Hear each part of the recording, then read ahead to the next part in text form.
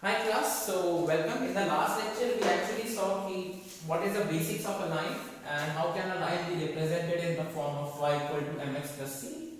This time we will see the concept behind the gradient descent and how the line of regression is computed. Right? So this lecture may be a bit long, but I will try to split it if it gets beyond 15 minutes.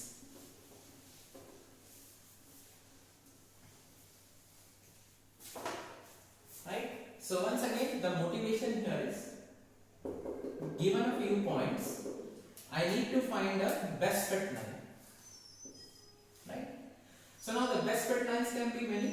Like these possible lines in this line space can be virtually infinite.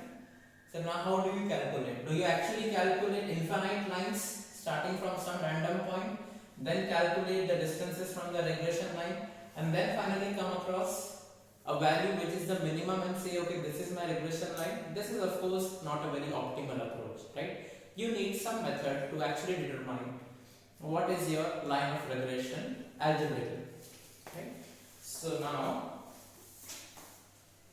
let us take an example.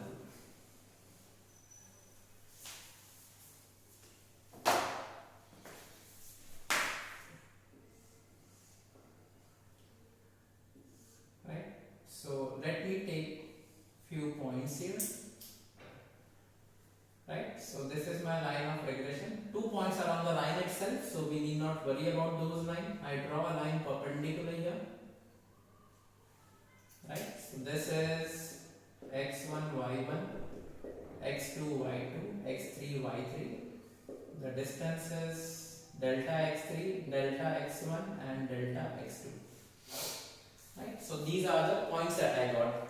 And from this line of regression, these points are not on the line of regression, and now I need to calculate the least sum of squares. We will now go through all the terms in this particular lecture, so kindly be patient.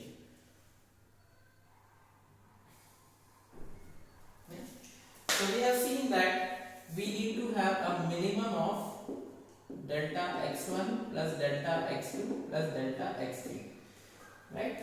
So delta, I mean 2 points are on the line, so basically the distance will be 0, so we are not considering that. Here we define a cost function known as j, right? And which I say this as right? So if I had only a single point, so this is my actual point and this is my predicted point, right? Y cap is my predicted point. Predicted means, for example, since I have drawn this line of regression, okay, as we take this is always the height, we take this as weight. So given a particular person of height x, the regression line will say the weight of that person is this particular point, right? So 3 cases are possible. The weight may be this, the weight may be this, or weight may be on the line. So a positive error, negative error, and so on. Right? So basically the j, the cost function that we have, is giving me the actual point and y cap, right? So this will be y cap, this particular point. So the difference between these 2 points needs to be the least, right? Because let's say when the difference is 0, that means my actual value was equal to the predicted value, and that means the line of regression was perfect, right? So now I need to minimize this particular cost function. So now what are the steps to do this? Now let us say if you have n points, right? In this particular case we have 3 points. So what will the function j basically become? Right? For I is equal to 1 to n, right? And what I can represent yi as we saw in the last lecture, right? I can write y is equal to mx plus c, and I have now n points from I is equal to 1 to n. In my case, n will be equal to 3, and we have 3 points. Technically, we can calculate for 5 points, but 2 will come out to 0. So let us see for 3 points only. Now what I do is,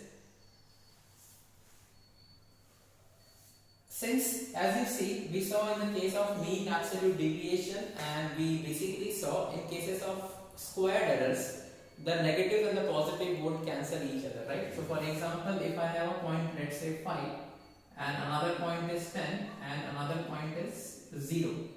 Right? So the difference between this point 5 minus 0 is 5 and 5 minus 10 is minus 5. So they both sum basically equal to 0. Right? So basically if I just do a simple summation, I won't be able to get the proper variation. Right?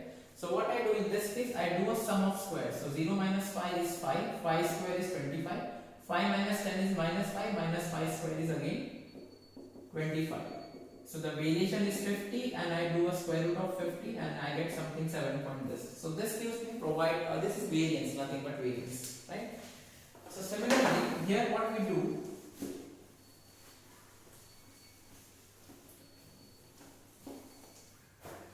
we take the sum of squared, right?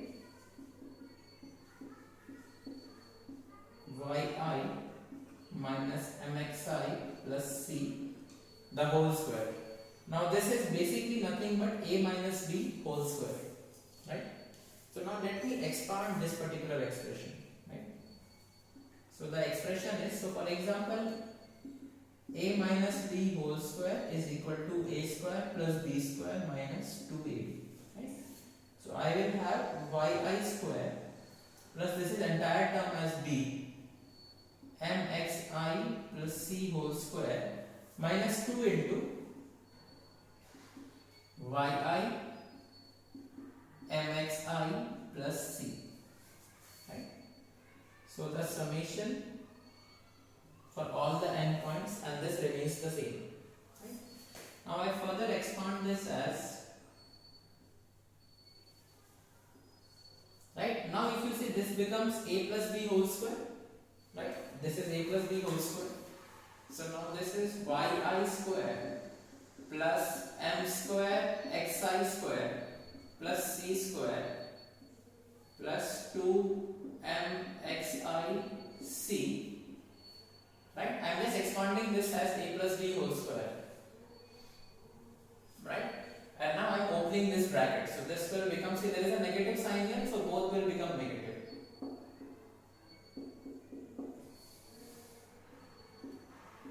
Minus 2yi plus c. Fine. Okay, this is the expression. This we are again continuing with j.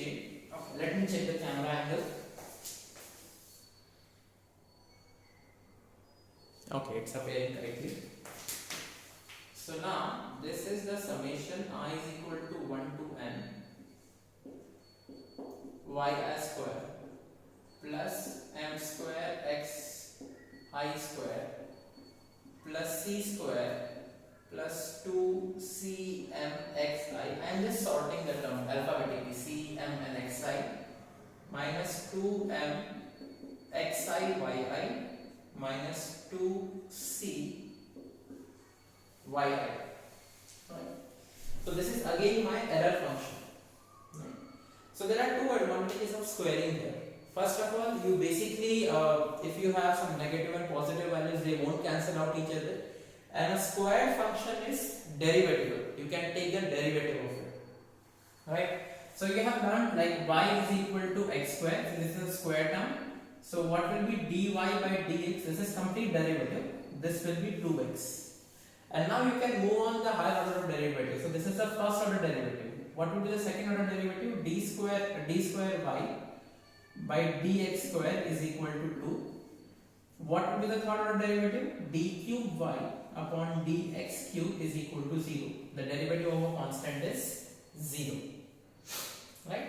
So this is the full derivatives. And if you have seen the minimization problems, like if you want to minimize or maximize, what basically do? You take the derivative and you equate it to 0.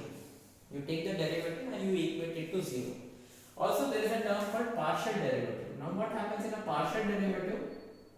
So let's say I have a function f(x, y) which is equal to x square plus y square. Now I write dou of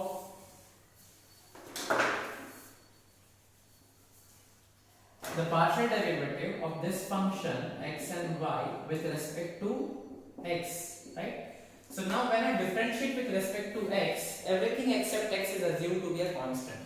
So with respect to x will be, okay, let us take this as y cube 2x plus, since I am differentiating partially with respect to x, y will become constant. So this is 0. And when I have this function partially differentiated with respect to y, x will become constant and y will become, y cube is 3 into y square. Right? So I just introduced you the basic derivatives, so partial and full derivatives. So in this case, we want to minimize this particular thing. Right? And now if you see,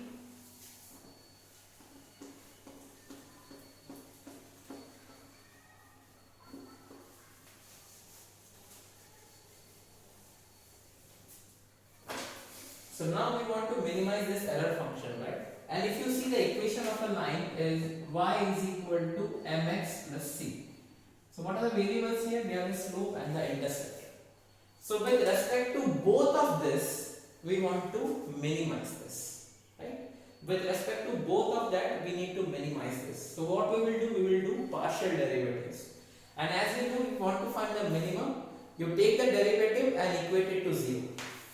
So this j function, first what we will do, we will basically partially differentiate it with respect to m, right?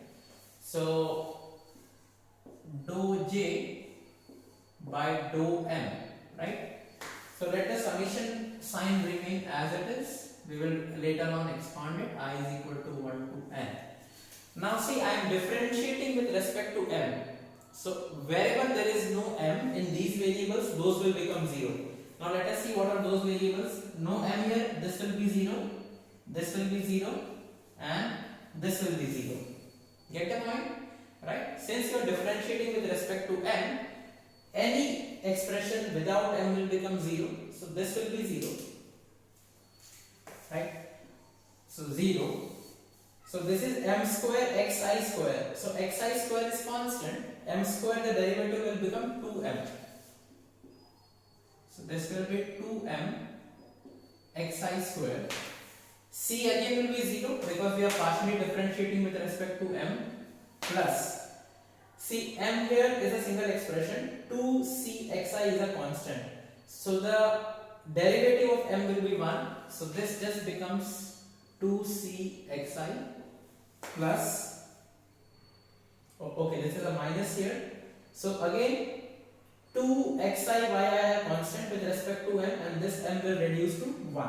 So this will become minus 2xi yi.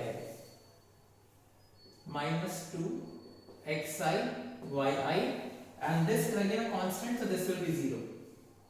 Right? You can write minus 0 plus 0, does not matter. Right? So just let me check the expression once.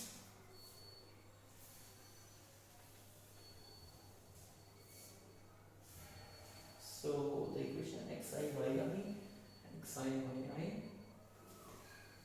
and m xi squared, and xi. Okay. Now since we want to minimize this particular expression, we need this derivative to be equal to 0. Right? So I write this as 0. And let me expand this particular term. So now this becomes I equal to 1 to n 2m xi square, 0 gets cancelled, plus I is equal to 1 to n 2c xi minus I is equal to 1 to n 2xi yi. So I can take these negatives on this particular side, and now you can see basically 2xi is appearing everywhere, right? 2xi, right? 2xi, this is square actually, this is simple 2xi and this is 2xi. So I can cancel that 2xi everywhere, right? So, and what will I do? I will bring this particular term on the left hand side. So let me do it stepwise. I equal to 1 to n 2xi yi is equal to 2m xi square, I equal to 1 to n 2c xi. Now you can see the term 2xi, this is square, so one term will remain, and again this is 2xi. Right? So I will cancel out the all 2xi's. So this will become yi So 2xi, 1xi will remain. So mxi, and this is just c, right? So basically this is our equation number 1. Summation xi probably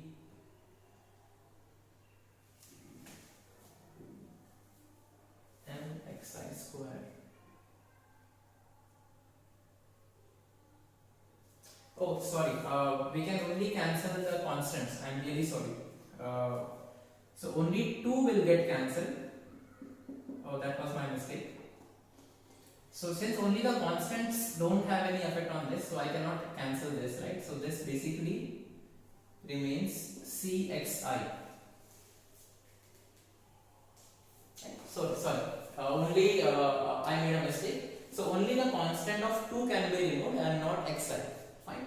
So this is still the expression. So now this becomes our first expression, right? Let us name it as equation A. Fine. Now what you did, now let us do the same equation. I differentiate partially with respect to m. Now I need to partially differentiate with respect to c, right? So let me remove this particular c.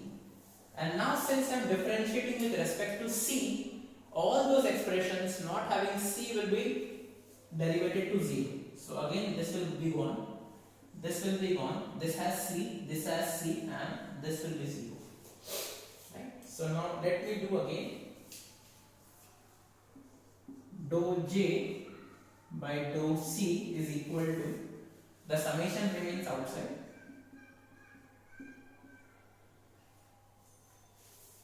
the summation remains outside. So 0 plus 0, this will be 2c, right? Derivative of c square is 2c. 0 plus 0 plus 2c plus, so this c is here, 2mxi is constant. So c will, the derivative of c is 1. So this will be 2mxi. Okay, this will be again 0. I mean this is a minus sign, but there is no c, so this will be 0. And this will be 2cyi. So the derivative of c is 1. So this will be 2yi. Okay, just let me check the expression.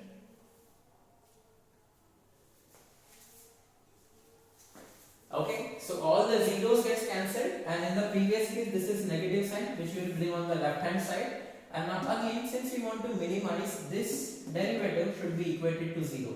So I am just doing a direct step, like in this particular case, I will bring this value on the left hand side, okay, and this will be equated to 0. So, and I will expand the summation sign.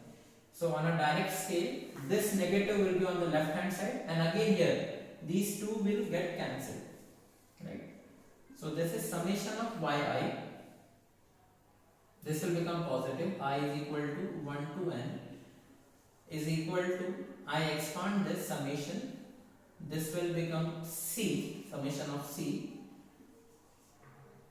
plus summation of mxi, I is equal to 1 to n.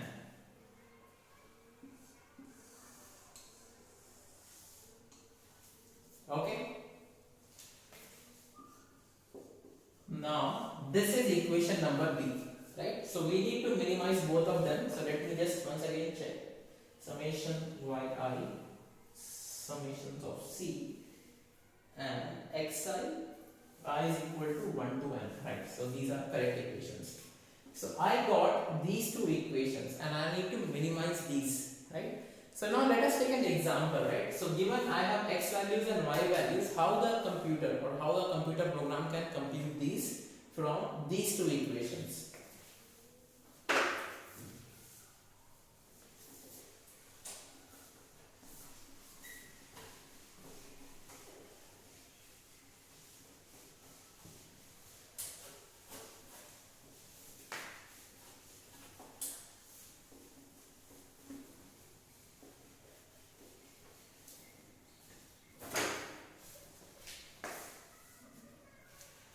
Okay class, this lecture was 19 minutes, so I am pausing the video and starting in the next video with an